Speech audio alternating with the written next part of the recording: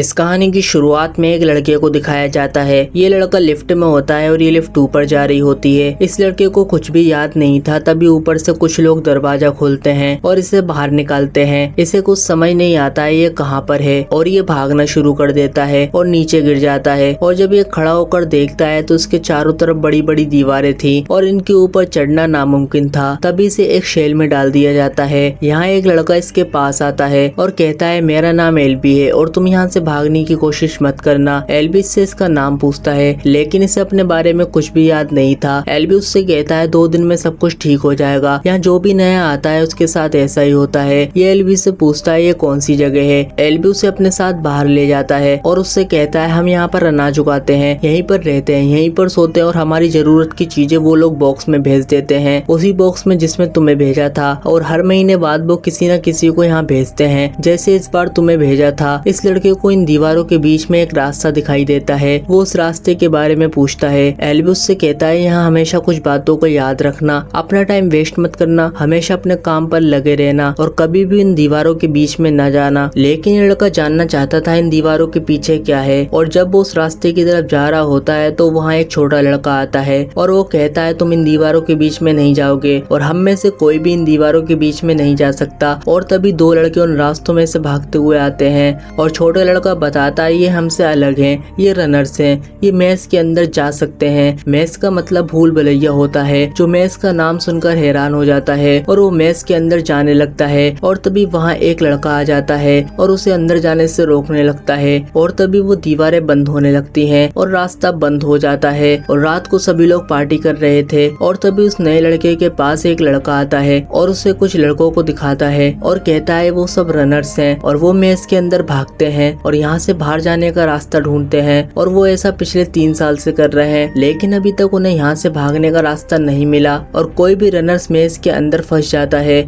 और शाम तक वापस नहीं आता तो कोई भी उसको दोबारा नहीं देख पाता है। और तभी उन्हें अजीब सी आवाजें सुनाई देने लगती हैं। लड़का बताता है ये आवाज मैस के अंदर से आ रही है और हर रोज मैस के रास्ते बदलने लगते हैं और ये वही लोग करते हैं जिन्होंने हमें यहाँ फंसाया है। अब ये वहाँ जाते हैं जहाँ रनर्स होते हैं, या आपस में कंपटीशन कर रहे होते हैं। उनमें से एक रनर जिसका नाम गेली होता है वो इस लड़के को उससे कंपटीशन करने को कहता है और इन दोनों के बीच एक मैच होने लगता है। और गेली इस नए लड़के को जमीन पर गिराता है, ये सर के बल नीचे गिरता है। तभी से याद आता है इसका नाम थॉमस है। ये अपना नाम सबको बताता है और सब काफी खुश होते हैं क्योंकि पहली बार किसी लड़के को अपना नाम इतनी जल्दी याद आया था। सारे लड़के सोने चले जाते हैं लेकिन थॉमस को फ्लैशबैक आने लगते हैं और एक औरत उससे कह रही थी विकेट इज गुड। लड़के को कुछ और याद आता उससे पहले उसकी नींद खुल गई। और अगले दिन थॉमस बाकी लड़कों के साथ काम कर रहा होता है। वो पूछता है कभी किसी ने दीवारों के ऊपर चढ़ने की कोशिश क्यों नहीं करी। लड़का बताता है वहाँ कोई नहीं चढ़ पाया क्योंकि सीढ़ियाँ वहाँ पहुँच ही नहीं पाती। थॉमस कहता है जिस लिफ्ट से उन्होंने हमें यहाँ भेजा है क्या तुम वहाँ से नहीं भाग सकते। लड़का बताता है वो लिफ्ट दोबारा नीचे जाती ही नहीं। लड़का कहता है हम सारे रास्ते आजमा चुके हैं और यहाँ से बाहर निकलने का कोई भी रास्ता नहीं है, सिर्फ एक ही रास्ता है जो हमें यहाँ से बाहर निकालता है और वो है वो मेज। थॉमस को यहाँ से खाद लेने के लिए भेजा जाता है क्योंकि ये यहाँ फल सब्जियाँ उगाते हैं। थॉमस जब खाद लेने आता है तो यहाँ एक लड़का जो रनर होता है वो थॉमस के ऊपर हमला कर देता है और वो एक दिन पहले मेज के अंदर गया था। वो थॉमस पर अटैक कर देता है, वो उसे मारना चाहता है और तभी सब यहाँ आ जाते हैं और एल्बी इसकी टी शर्ट उठाने को कहता है। और जब उसकी टी शर्ट उठाई जाती है तो उसके अंदर एक डंक का निशान होता है। एल्बी उसे कोठरी में डालने को कहता है और थॉमस समझ गया इस मेज के अंदर कुछ तो ऐसा है जो बहुत खतरनाक है। थॉमस और एल्बी साथ में बैठे होते हैं तो एल्बी थॉमस से पूछता है जब उसने तुम पे हमला किया तो उसने तुमसे कुछ कहा। थॉमस बताता है जैसे ही वो मुझे देखता है मुझ पे हमला करने लगता है और मुझसे कहता है ये सब मेरी गलती है। एल्बी कहता है इन्फेक्शन की वजह से वो कुछ भी बोल रहा है। और शाम को जब मैच के दरवाजे बंद होने लगते हैं तो सब दरवाजे के बाहर इकट्ठा होते हैं और जिसे डंक लगा था उसे मैच के अंदर भेजने लगते हैं क्योंकि उसे अब नहीं बचाया जा सकता और उसकी बीमारी का कोई भी इलाज नहीं होता है और ये अपना एक रनर खो देते हैं। और अगले दिन मैच में एल्बी भी जाता है लेकिन एल्बी कोई रनर नहीं है, वो तो बस वो इंसान है जो मैच में सबसे पहले आया था। और हर महीने एक लड़के को मैच में भेजा जाने लगता है और पूरे 1 महीने एल्बी मैच में अकेला रहता है। और अब एल्बी मैच के अंदर है और शाम हो जाती है और एल्बी और उसका साथी नहीं आते हैं। सब बहुत परेशान होते हैं और जब दरवाजे बंद होने लगते हैं तो वहाँ हेड रनर मीनो और एल्बी वहाँ पहुँच जाते हैं। एल्बी की तबीयत बहुत खराब होती है और मीनो उसे अंदर लाने की कोशिश कर रहा था और दरवाजे बंद होने लगते हैं और थॉमस उनकी मदद करने के लिए भूल भुलैया के अंदर चला जाता है। और जैसे ही वो भूल भुलैया के अंदर पहुंचता है तो भूल भुलैया के दरवाजे पूरी तरह बंद हो जाते हैं और तीनों भूल भुलैया के अंदर फंस चुके हैं। एल्बी की तबीयत बहुत खराब हो जाती है क्योंकि उसे भी डंक लग गया था और तभी उन्हें खौफनाक आवाजें सुनाई देने लगती हैं और ये आवाज उसी क्रिएचर की थी जिसने एल्बी को डंक मारा है। मीनो थॉमस से कहता है हमें यहाँ से भागना होगा और वरना अपने भी मारे जाएंगे, लेकिन थॉमस देखता है यहाँ दीवारों पर बड़ी बड़ी बेलें हैं और थॉमस और मीनो एल्बी को उस दीवार पर बांधकर लटका देते हैं। लेकिन तभी वहाँ से क्रिएचर आ जाता है। मीनो अपनी जान बचाने के लिए वहाँ से भाग जाता है, लेकिन थॉमस वहीं बेलों में छुप जाता है। इस क्रिएचर को ग्रीवर कहा जाता है और जिसे भी ये ग्रीवर डंक मारते हैं उसकी जान बचती नहीं है। ग्रीवर थॉमस को देख लेता है और दीवारें भी अपना रास्ता बदलने लगती हैं, यानी भूल भुलैया अपना रास्ता बदल रही है। और जब दो रास्ते आपस में मिलने वाले होते हैं तो थॉमस ग्रीवर को अपनी तरफ बुलाता है और रास्ते को पार करने लगता है। ग्रीवर थॉमस का पीछा कर रहा होता है और तभी दीवारें मिल जाती हैं। सुबह होने पर मेज के बाहर सभी इकट्ठा होते हैं और सबको पूरा यकीन था यहाँ से तीनों बाहर नहीं आ सकते क्योंकि आज तक मेज के अंदर पूरी रात कोई भी नहीं टिक पाया है। लेकिन अगली सुबह ये तीनों बाहर आ जाते हैं, लेकिन एल्बी की हालत बहुत खराब है, उसे होश नहीं है, लेकिन अभी भी उसकी सांसें बाकी हैं। थॉमस ने एल्बी की जान बचा ली, लेकिन गेली अभी भी थॉमस से खुश नहीं था क्योंकि उसने रूल को तोड़ा है। बिना परमिशन के कोई भी भूल भुलैया के अंदर नहीं जा सकता और गेली कहता है हमें इसे सजा देनी चाहिए। और तभी एक सायरन बजता है। ये सायरन उसी एलिवेटर का होता है जिससे किसी न किसी को हर महीने अंदर भेजा जाता था और आज पहली बार किसी लड़की को यहाँ भेजा गया था और लड़की को होश आता है तो वो थॉमस का नाम लेकर बेहोश हो जाती है। इसके साथ एक नोट भी था जिस पर लिखा था ये आखिरी है, इसके बाद यहाँ किसी को भी नहीं भेजा जाएगा। थॉमस इस लड़की को नहीं जानता क्योंकि यहाँ किसी को भी भेजने से पहले उसकी मेमोरी मिटा दी जाती है। यहाँ जितने भी बच्चे उन्हें अपने अतीत के बारे में कुछ भी याद नहीं है। थॉमस अब दोबारा मेज के अंदर जाना चाहता है क्योंकि रात को जो ग्रीवर दीवार में फंसकर मरा था वो उसे देखना चाहता है। थॉमस, मीनो और कुछ बच्चे उस जगह पहुंच जाते हैं और उन्हें ग्रीवर के पास से एक डिवाइस मिलता है जिस पर कुछ नंबर लिखे होते हैं और ये नंबर उसी बॉक्स में लिखे होते हैं जिस बॉक्स से इन सबको एक एक करके यहाँ भेजा गया है। इसका मतलब जिन लोगों ने इन्हें यहाँ भेजा है उन्होंने इस ग्रीवर को बनाया है। इस डिवाइस को लेकर ये बाहर आ जाते हैं और ये थॉमस को भी रनर बना देते हैं, लेकिन गेली थॉमस को रनर बनने से रोक रहा था। वो नहीं चाहता था थॉमस को रनर बनाया जाए, लेकिन अब थॉमस एक रनर है, वो मेज के अंदर कभी भी जा सकता है। अगले दिन मीनो थॉमस को अपने साथ एक जगह लाता है,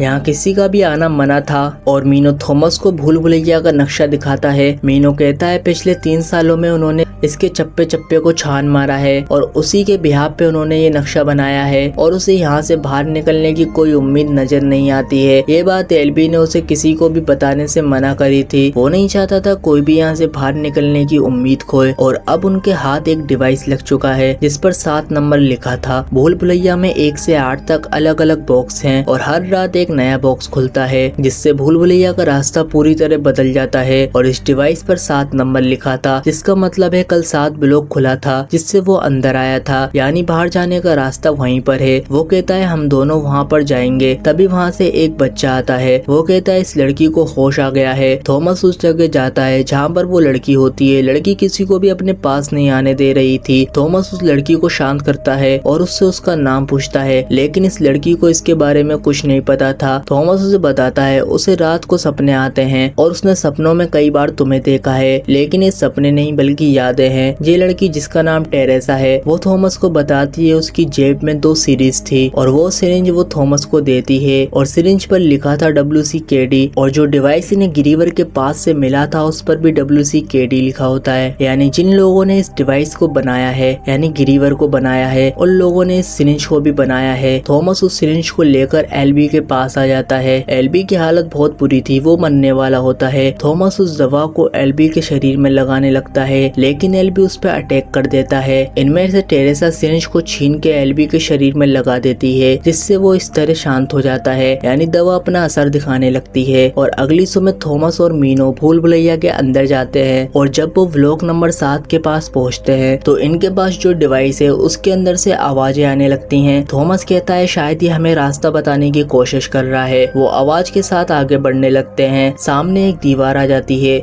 यानी रास्ता खत्म हो चुका है। तभी जो डिवाइस इनके पास होता है उसमें लाइट रेड से ग्रीन हो जाती जाती है और दीवार से एक नया रास्ता खुलता है। ये पहली बार यहाँ पहुँचे थे और जब ये अंदर जाते हैं तो ये देखते हैं एक और रास्ता खुला है और वहाँ से एक रोशनी निकलती है और वो इन दोनों को स्कैन करती है और उसे पता चल जाता है ये ग्रीवर नहीं है बल्कि इंसान है और एक एक करके दरवाजे बंद हो जाते हैं। ये दोनों वहाँ से भागना शुरू कर देते हैं क्योंकि अगर ये यहाँ पर फंस गए मर जाएंगे। बड़ी तेजी से पूरा भूल भुलैया बदल रहा होता है, लेकिन जैसे तैसे यहाँ से निकल जाते हैं और बाहर सबको जाकर बताते हैं इन्होंने एक नया रास्ता ढूंढा है और ग्रीवर दिन के वक्त वहीं चले जाते हैं और इस भूल भुलैया से निकलने का शायद यही एक रास्ता है। एल्बी को होश आ जाता है, वो पूरी तरह ठीक हो चुका था और जब ये सब एल्बी के पास जाते हैं तो थॉमस एल्बी से कहता है हम यहाँ से निकल सकते हैं, हमने एक नया रास्ता ढूंढ लिया है। एल्बी कहता है यहाँ से बाहर निकलने का कोई रास्ता नहीं है, मुझे सब कुछ याद आ चुका है, जिन लोगों ने मुझे यहाँ फंसाया है तुम भी उन्हीं में से एक हो। दरअसल ग्रीवर जब किसी को भी डंक मारता है तो उसे अपने अतीत के बारे में सब कुछ याद आ जाता है। तभी वहाँ एक बच्चा आता है और वो कहता है आज मैच के दरवाजे बंद नहीं हुए और अंधेरा हो चुका है, यानी ग्रीवर अब यहाँ भी आ सकते हैं। और ग्रीवर वहाँ आ जाते हैं और उनके ऊपर हमला कर देते हैं। वो कई लोगों को मार देते हैं और सब एक केज में जाकर छुप जाते हैं, लेकिन एल्बी ग्रीवर के हत्थे चढ़ जाता है। इसी दौरान ये ग्रीवर का एक डंक काट देते हैं और अब थॉमस जानना चाहता है उसका अतीत क्या है। वो अपनी याददाश्त वापस चाहता है, इसलिए वो डंक से अपने आप को मारकर घायल कर देता है। जैसे ही डंक उसकी बॉडी में जाता है उसे अपने पास्ट याद आ जाता है और जब वो अगली सुबह उठता है तो वो एक केज के अंदर होता है जहाँ पर वो लड़की भी होती है जिसका नाम टेरेसा है। गेली को थॉमस बिल्कुल पसंद नहीं था और अब उसे पूरा यकीन है थॉमस भी उन लोगों में से एक है जिन्होंने उसे यहाँ भेजा है और इन सब की जान को थॉमस से खतरा है। थॉमस मीनो और बाकी लोगों को बताता है ये कोई जेल नहीं है बल्कि एक तरह का टेस्ट है और ये हमारे बचपन से शुरू हुआ था। वो लोग हम पे एक टेस्ट कर रहे हैं। फिर एक एक करके सब गायब होना शुरू हो गए क्योंकि उन्हें यहाँ भेजा जाने लगा। थॉमस और टेरेसा भी उन्हीं लोगों के साथ काम करते थे, लेकिन उसे और टेरेसा को यहाँ क्यों भेजा गया उसे उस बारे में कुछ भी नहीं पता। मीनो और कुछ बच्चे अभी भी थॉमस के साथ हैं। मीनो थॉमस से कहता है जो काम तुमने शुरू किया है उसे खत्म करो। एल्बी के मरने के बाद गेली यहाँ का लीडर बन जाता है। गेली थॉमस को बिल्कुल पसंद नहीं करता है, इसलिए वो थॉमस और टेरेसा को मारना चाहता है, लेकिन मीनो और बाकी बच्चे उसका साथ देते हैं और उसे ऐसा करने से रोक लेते हैं। थॉमस कहता है हम यहाँ से निकल रहे हैं और जो भी उनके साथ आना चाहता है आ सकता है, लेकिन गेली और उसके कुछ दोस्त उसके साथ नहीं जाते हैं। थॉमस, टेरेसा, मीनो और बहुत से बच्चे मेज में चले जाते हैं क्योंकि अब वो यहाँ से निकलना चाहते हैं। ये वहाँ जाते हैं जहाँ इन्हें नया रास्ता मिला था। जब ये यहाँ पहुँचते हैं तो वहाँ बहुत सारे ग्रीवर्स थे। ग्रीवर सब पे हमला कर देते हैं। ये धीरे धीरे एक दरवाजे के पास पहुँच जाते हैं जिसे खोलने के लिए इन्हें एक कोड चाहिए था। थॉमस मीनो से पूछता है इस भूल भुलैया के अंदर 8 ब्लॉक हैं और उनके खुलने का सीक्वेंस क्या है। मीनो थॉमस को वो सीक्वेंस बताता है, वो इस दरवाजे का कोड भी होता है और ये दरवाजा खुल जाता है और जो ग्रीवर इनकी तरफ आ रहे थे वो दीवार के नीचे दब जाते हैं और ये एक अंधेरे कमरे में पहुंचते हैं और एक और दरवाजा पार करने के बाद लैब में पहुंच जाते हैं। वहाँ लाइट्स अपने आप ऑन हो जाती हैं और दरवाजे के ऊपर लिखा था एग्जिट। और जब ये उस दरवाजे के अंदर जाते हैं तो ये देखते हैं चारों तरफ कई लाशें पड़ी होती हैं। यहाँ एक मशीन पर फिंगरप्रिंट लगी थी और थॉमस अपनी फिंगर जब उस पर लगाता है तो स्क्रीन पे एक लेडी आती है। वो कहती है अगर तुम इस वीडियो को देख रहे हो तो इसका मतलब है तुमने मेज के ट्रायल को पार कर लिया। हमने जो कुछ तुम्हारे लिए किया इसके लिए तुम्हारे अंदर काफी गुस्सा होगा। इन सब की एक वजह है सूरज की गर्मी ने हमारी दुनिया को जला दिया, लाखों लोगों की जानें चली गयी, लेकिन ये सिलसिला यहाँ खत्म नहीं हुआ। इसके बाद दुनिया में एक वायरस फैलता है जिसने लोगों के दिमाग पर अटैक किया। लोग काफी वायलेंट हो गए और इसकी अभी तक कोई वैक्सीन भी नहीं बनाई गई और तब हम इसका इलाज ढूंढने लगे। ये इतना आसान नहीं है। नई पीढ़ी को कई परीक्षाओं से गुजरना होगा, उन्हें कई मुश्किल हालातों का सामना करना होगा ताकि हम उनके माइंड को रीड कर सके। और यहाँ सबको समझ में आ जाता है ये उसी एक्सपेरिमेंट का हिस्सा है जिसमें दिमाग के वायरस का इलाज ढूंढा जा रहा है। डॉक्टर कहती है तुम्हारे दिमाग में काफी सवाल होंगे लेकिन जल्द ही तुम्हारे सवाल खत्म हो जाएंगे। इस टेस्ट की शुरुआत है, इसमें वक्त लगता है। और डॉक्टर के पीछे काफी सारे लोग थे जो वहाँ सारे डॉक्टरों को मार रहे थे और डॉक्टर एवा भी खुद को गोली मार लेती है और पीछे ही डॉक्टर एवा की लाश पड़ी थी। यहाँ काफी कंप्यूटर लगे थे जो हर वक्त मेज में नजर रख रहे होते हैं। तभी वहाँ गेली आ जाता है जिसके पास एक गन भी थी। वो थॉमस को मारना चाहता है। वो अपना होश खो चुका है क्योंकि ग्रीवर ने उसे एक डंक मारा है और ग्रीवर के डंक मारने के बाद उसे अपनी यादें वापस मिल चुकी हैं और उसे पता चल गया है थॉमस भी डॉक्टर एवा के साथ काम करता था और गेली थॉमस पर गोली चलाता है, लेकिन मीनू उसे अपने हथियार से मार देता है, लेकिन गोली चक के जाकर लग जाती है और चक वहीं मर जाता है। और कुछ लोग वहां आते हैं और उन्हें हेलीकॉप्टर में बैठाकर अपने साथ ले जाते हैं। फिर हम डॉक्टर एवा को देखते हैं जिसने वीडियो में अपने आप को गोली मार ली थी। उसके सामने कई लोग बैठे थे। वो उन्हें कहती है हमारा ये मैस ट्रायल बिल्कुल सक्सेसफुल रहा, मुझे उम्मीद नहीं थी इतने सारे लोग बचेंगे और ये सब अब नेक्स्ट चैलेंज के लिए तैयार हैं और इन्हें अब सेकंड चैलेंज को पार करना होगा। और ये कहानी यहीं खत्म हो जाती है। अगर आपको ये कहानी इंटरेस्टिंग लगी तो वीडियो को लाइक करके चैनल को सब्सक्राइब करना ना भूलें।